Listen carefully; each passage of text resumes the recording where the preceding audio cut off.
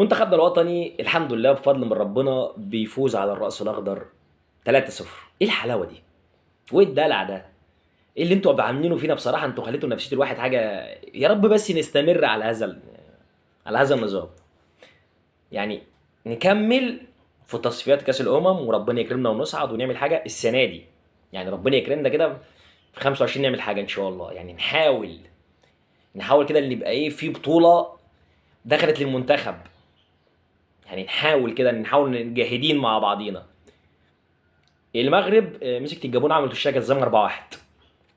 يعني انا كله كم وبتلاشى المغرب، ما بتلاشى السنغال ديت. بالنسبه لي انا نفسي اقابلها. يعني انا نفسي اقابل السنغال اتعادل مع بوركينا فاسو 1-1. السنغال البعبع بتاعنا اللي عملت معانا الصح بزياده. يتمنى من لعيبتنا والجهاز الفني بتاع المنتخب ان شاء الله نعمل حاجه وتكون سنه كويسه وتكون بدايه كويسه للعميد حسام حسن.